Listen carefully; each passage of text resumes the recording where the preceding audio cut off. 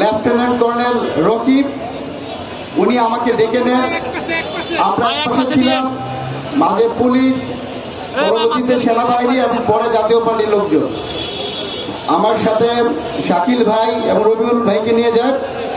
সেখানে যে lieutenant colonel Rakib ছিলেন, শুরুতেই আমাদেরকে বলছিলেন যে আপনারা মত করতেছেন, আপনাদেরকে কঠোর হাতে দমন করা হবে। আমি তখন তাকে বলেছিলাম, যার নামে দুইটা মামলা আছে বৈষম্য বিরোধী ছাত্র আন্দোলন চলাকালীন সময়ে, সেই জিএম কাদেরকে কেন আপনারা পাহারা দিচ্ছেন? তখন তিনি বলছেন এটা রাষ্ট্রের ব্যাপার। আমরা বলেছিলাম, যদি জিএম কাদের ভালো লোক হয়ে থাকে, তার যদি কোনো অপরাধ না থাকে, তাহলে আপনি হাসানুল কিনুকে ছেড়ে দেন, রাশেদ খান মেননদেরকে ছেড়ে দেন। কিন্তু তিনি আবারও বলছেন যে আমাদেরকে কঠোর হাতে দমন করা হবে।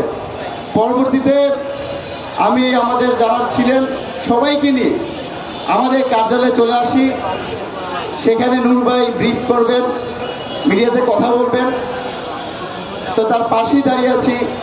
এর 4 থেকে 5 মিনিট পরেই আমরা কিন্তু ওই জাতীয় পার্টি কার্যালয় থেকে চলে আসছি।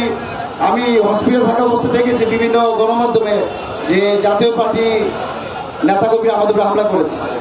আসল চিত্র হলো, আমরা যখন বিভিন্ন সহ প্রেস ব্রিফিং এর জন্য রেডি হয়েছি, সেই জায়গাতে হঠাৎ করেই সেনাবাহিনী এবং পুলিশ অতর্কিত করে হামলা চালায়।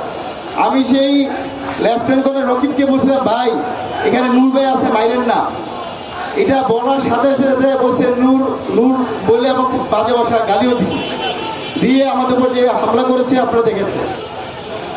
আমি আজকে এখান থেকে অন্তর্বর্তীকালীন সরকারের প্রধান উপদেষ্টার প্রতি আহ্বান প্রশ্ন রাখতে চাই।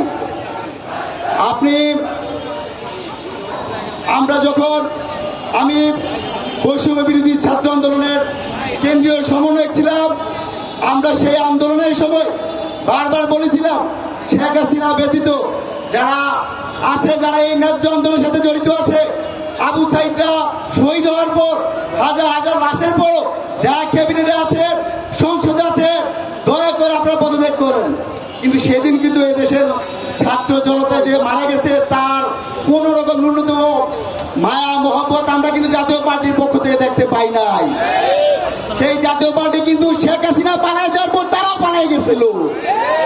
আজকে আপনার লজ্জা লাগে, সেই জাতীয় পার্টিকে আজকে অন্তর্বর্তীকালীন সরকার পাহারাদার হিসেবে রাখছে। একই সাথে আমরা দেখতে পেলাম সরকার নূর ভাইয়ের উপরে হামলার পর একটা বিবৃতি দিয়েছে। আবার অন্যদিকে দেখতে পেয়েছি সেনাবাহিনী বা সশস্ত্র বাহিনীর যে আইএসপিআর আছে, সেখানে একটা বিবৃতি আছে। সেখানে তারা আমাদেরকে আমাদের উপর যে হামলা করা হয়েছে, সেই হামলাকে মব বলে তারা জায়েজ করেছে। আমরা আসলে বুঝতেছি না এই দেশের প্রধান আসলে কি। সরকার, অন্তর্বর্তীকালীন সরকার বলছে, নিন্দা জানাইছে, সেনাবাহিনী বলতেছে এটা মব ভায়োলেন্স।